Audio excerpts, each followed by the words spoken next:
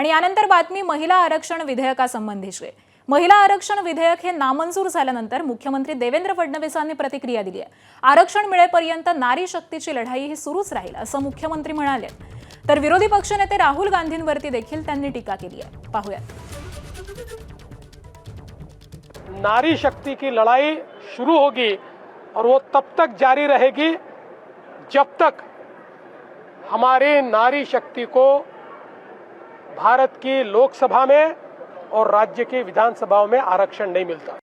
मैं तो कहना चाहता हूं कि सारे विरोधी बैंड बजाकर डांस करें, राहुल जी भी उनके साथ डांस करें कि किस प्रकार से महिलाओं का अधिकार हमने छीन लिया, किस प्रकार से भारत को फिर एक बार पुरुष प्रधान संस्कृति की ओर हम लेकर गए।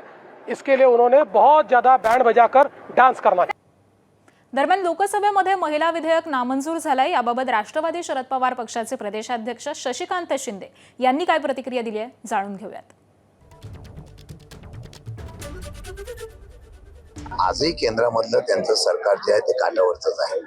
महिला आरक्षणाला कोणाचाही विरोध नाही, पण त्या आरक्षणाच्या माध्यमातून इतर आरक्षण आहे, इतर बाकीचे बरीच चर्चा झालेली आणि त्याच्याच बरोबर या आरक्षणाच्या बिलाच्या माध्यमातून मतदारसंघ पुनर्रचना करताना ती वेगळ्या पद्धतीने होऊ नये। सत्ता मिळवण्यासाठी सत्तेमधली माणसं अधिकाराचा उपयोग करून ज्या पद्धतीने पुढची सत्ता कशी आणायचं याचं नियोजन करून कायद्याच्या दृष्टीतून काम करत असेल तर त्याचा विरोध झाला पाहिजे आणि तो लोकशाहीच्या माध्यमातून जर झाला तर मला वाटतं योग्य आहे। काँग्रेस आणि त्यांचा मित्रपक्ष महिलांचा किती वेळा विश्वासघात करणार अशी टीका केंद्रीय मंत्री अमित शहांनी विधेयक नामंजूर झाल्यानंतर केली आहे। तर केंद्रीय गृहमंत्री अमित शहा यांची ही एक्सपोस्ट पाहूयात। 70 कोटी महिलांचा विश्वासघात करून कोणी विजयाचा उत्सव कसा साजरा करू शकतो? विरोधकांचा हा उत्सव आपल्या हक्कांसाठी अनेक दशकं वाट पाहणाऱ्या प्रत्येक स्त्रीचा अपमान आहे। काँग्रेस आणि त्याचे मित्रपक्ष महिलांचा किती वेळा विश्वासघात करणार? कधी कधी विजयासारखा दिसणारा अहंकार प्रत्यक्षात मोठा पराभव असतो हे काहींना समजत नाही। आणि यानंतर केंद्रीय मंत्री नितीन गडकरी काय म्हणतात पाहूयात। भारतीय लोकशाहीच्या इतिहासातील एक दुर्दैवी दिवस। 131वे घटना दुरुस्ती विधेयक मंजूर न होणं ही विरोधी पक्षांची महिलांविरोधी मानसिकता दर्शवते। देशातील महिलांचा सन्मान करण्याची आणि त्यांना त्यांचे हक्क देण्याची एक संधी होती। विरोधी पक्षाच्या संकुचित वृत्तीने पक्षीय राजकारणाच्या पलीकडे जाण्याचा प्रयत्न पंतप्रधान मोदींच्या आवाहनाला धुडकावून लावत महिलांचा विश्वास, आशा धुळीस मिळवली। जनता विरोधी पक्षाच्या महिला विरोधी विचारसरणीला नक्कीच प्रत्युत्तर देईल। महिलांच्या सन्मानासाठी आणि सक्षमीकरणासाठीचा हा लढा सुरूच राहील अशी एक्सपोस्ट नितीन गडकरींनी केलेली आहे। त्यानंतर पुढची एक्सपोस्ट आहे अरविंद केजरीवाल यांची। मतदारसंघ फेररचना विधेयक संसदेत नामंजूर झालं। मोदींचा अहंकार संपुष्टात आला। मोदी सरकारची उलटगणती सुरू झाली आहे अशी एक्सपोस्ट अरविंद केजरीवालांनी केलेली आहे। आणि त्यानंतर पुढची एक्सपोस्ट आहे उपमुख्यमंत्री एकनाथ शिंदे यांची। लोकसभेमध्ये नारी शक्ती वंदन अधिनियम नामंजूर होणं हे दुर्दैवी। गरीब, आदिवासी, अनुसूचित जाती जमातीतील माता भगिनींना संसदेत येऊ न देण्यासाठी ही भूमिका शिवसेना याचा तीव्र शब्दात निषेध करते।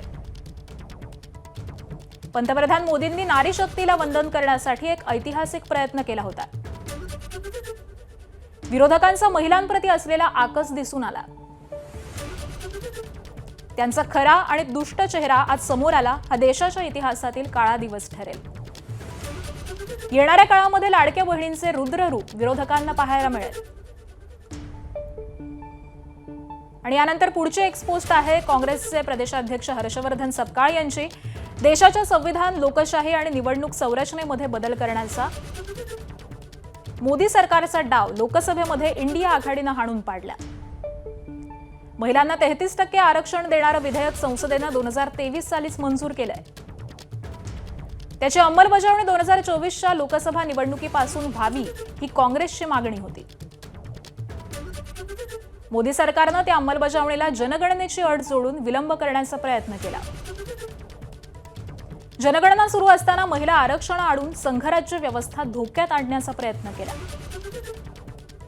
अशी टीका हर्षवर्धन सपकाळांनी केलेली आहे. तर प्रियंका चतुर्वेदी काय म्हणतात आपण पाहूयात. माजी खासदार आहेत त्या. देशाच्या संसदेचं स्वप्न पाहणाऱ्या महिलांसाठी आजचा दिवस अत्यंत दुर्दैवी आहे. महिला आरक्षणाच्या मुद्द्यावरती माझी ठाम भूमिका आहे आणि ती मी सातत्यानं मांडली आहे. पुढेही तीच भूमिका मांडत राहणार आणि सामोरी जाणार.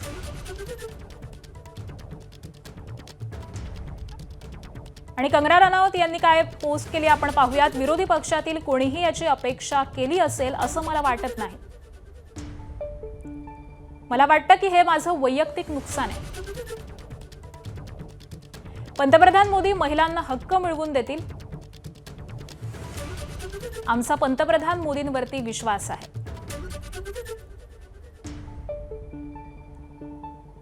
तर महिला आरक्षण आणि पुनर्रचनेसाठीचं 131वं घटनादुरुस्ती विधेयक नामंजूर झाल्यानंतर सभागृहाबाहेर सत्ताधारी महिला खासदारांनी जोरदार घोषणाबाजी केली.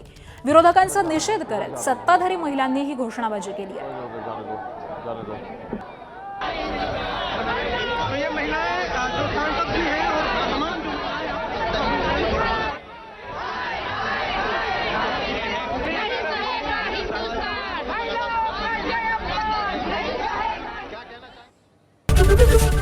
एबीपी माझा, उघडा डोळे बघा नीट.